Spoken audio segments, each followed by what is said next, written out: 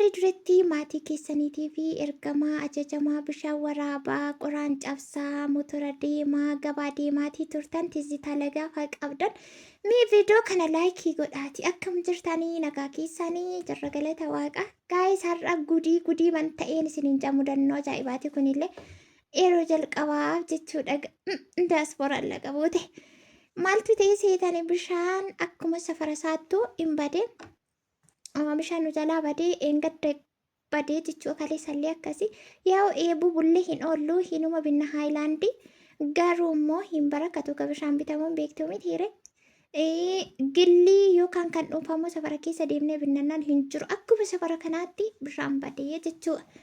Ani immoo jiruu koo keessatti bishaanii fi sooftiin mana hin jiru yookiin natti xiqqaate taanaan amana dhowwa bakka isaan kuni ana baay'ee tokko haal dureeya mana keessatti jechuudha.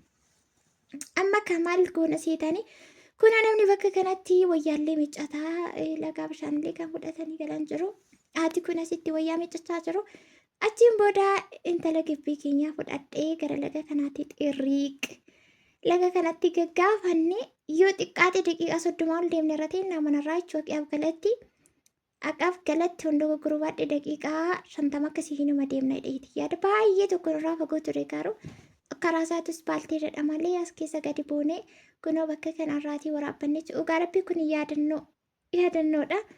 Erga laga bu'ee bishaan waraabee maal jedhee ani turee bubbulee ragasiin hin beeku kunoo kuni bishaan qulqulluu bishaan dhugamu tola dhalleeti bakkee keessa jira jechuudha. Asitti sayyuu galgala warafaan isaan argamu jedhanii nuti immoo daafnee deemnee kunoo bakka kanatti waraabuuf seenee jaarikaanii kan ammoo duratti ani jecha jaarikaanii isaa abbaa 20 meeqa jedhan isa bicaa sana namni illee narraan kaa'u ofii makoon ofirra kaa'aa jechuudha. Amma garuu abbaa liitirii tokko baachuu hin danda'u maal akka ta'e hin beeku. Achiin booda haala kanaanii waraabbannee gara aspaaltiitti ol baanee dura viidiyoo waraabne malee anadha garuu kan tabbicha keessa ol baasee jechuudha. Achi akkasitti walitti daddabarfachaa mootoo deemnu nama ilkaan hin qabneef waaqatu alalfataa jedhu mammaaksamooti ratii tokko jechuudha. Ijoolleen dhiironni tokko dubartiitti hin cakkanani bakka. Gaayis isin warri shamarranii dhiiratti hin cakkanina dhiironni waliin namatti hin cakkanani bakka kana geenye amma kana walirraa fuudhuuf ka ani isheerraa fuudhee isheerra kaayif walirra kakkaa'uu dadhabne jaarikaaniin kuni warri beektameetu baay'ee tokko ulfaatu gaarabbi baay'ee jecha miiqa akka inni fixu hin beeku.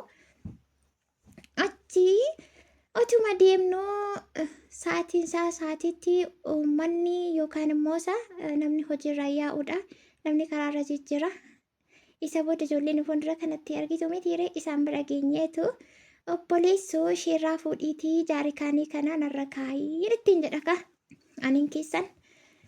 Achiin booda maal godhaa irraa fuudheetu qoy xiqqoon horsii butajee dhugaa rabbi jecha sargii isaaniitti ol harkaa fuffu'anii safara mana keenyaatiin nu ga'ani. Inni akkasitti mudannoo har'a kun argitanii isheerraa fuudheetu ani isheerraa fuudhiitiin irra kaa'ee walitti dabarsuu dadhabne jennaan fuudhee sargii isaarra kaawwate dhugaa rabbi baay'ee tokko gara nyaate utuma lafa kaa'ee jiru safara keenyatti nu gashanii nu bira darbanii jecha inni biraallee qoyummarra horsii qeerraa fuudha. Innaa rakkoon bishaanii baay'ee tokko hamaa asinii galee baay'ee tokko rakkisaa keessattuu warra ijoollee qabanii fi baay'ee tokko nama rakkisa. Nuti warri homaa hin qabne iyyuu obsuu dadhabnee binnee nu qaqqabsiisuu dhabeetu baadiyyaa keessa layyaatti namni humni keenya baasuu dide ijoolleen kun hojiirraa ba'aa jiru haa galatooma nu gaarabbi nama isaan gargaaruun dhabiin haa gargaaran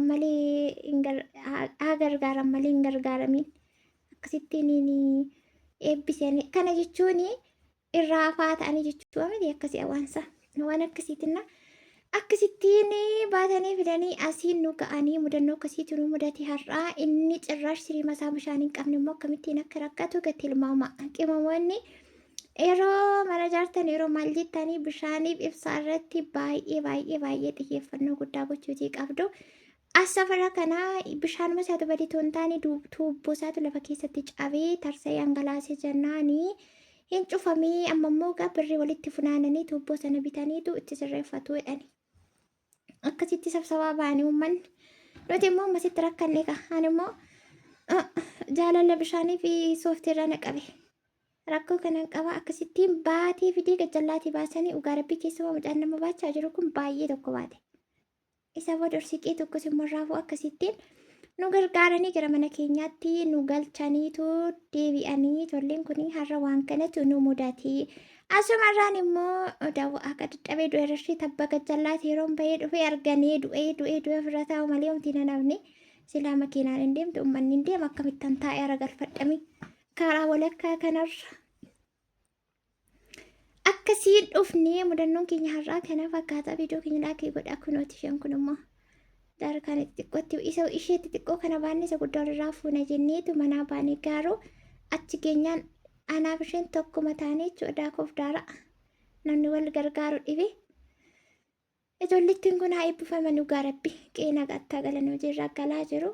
Annaa baa'uun jennee barnarraa walitti nu daddabarsi jennaan ofirra buusee isayyuu manni keessaniisaa inniyyuu isaanii hundi disibatan amma kana baatanii dhuftanii akkatti kana baatanii galuuf tannuun jaannitti golfan.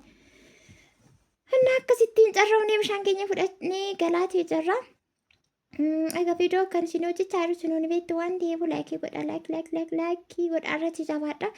Gaaffii keessanii baay'ee sana biraa qabdu har'a waa'ee lafa magaalaa hoolotaa keessaa lafa kaartaa pilaanii qabu higgawwii ta'ee jettanii turtanii sarratti akka tokko isiniif hojjedheetiin ture viidiyoo baariyaalii baasaa deebi'eetiin dhufa nagaa fayyaa ta'a baay'ee.